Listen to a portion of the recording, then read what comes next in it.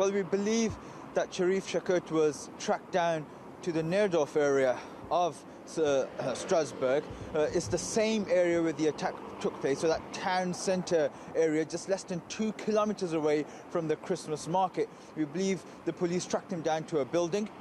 They went in. There are reports of three to four gunshots being fired, so there's exchange of fire, and in that exchange of fire, Cherif Chekatt was killed. Now, this has been a massive police operation. The streets are still cordoned off, but there are people gathering. There is relief. People were applauding the police as vehicles arrived and police set up a cordon. So the 29-year-old has been killed in the very area he grew up in. But let me take you back to how this all started. On Tuesday morning, the police went to his house to arrest him for a non-terrorism-related crime. He wasn't there, but they found a grenade. Later that evening, he carried out an attack on the Christmas market. He opened up fire on people, then turned towards the soldiers and fired in their direction. There was an exchange of fire and he was wounded but managed to escape. Now, he's been on the run. There's been a massive police operation. There's been increased border patrols. The threat level was raised to attack.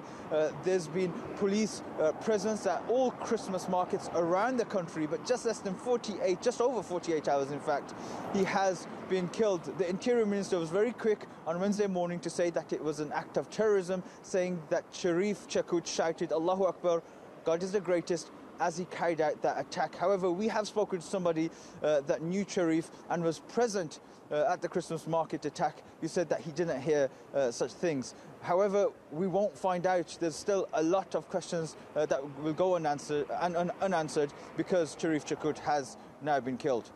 And Asad, do we know if he had any accomplices? Because this is a very experienced criminal, if we can still use that word, terrorist. 29 years old and 27 convictions, starting at the age of 13.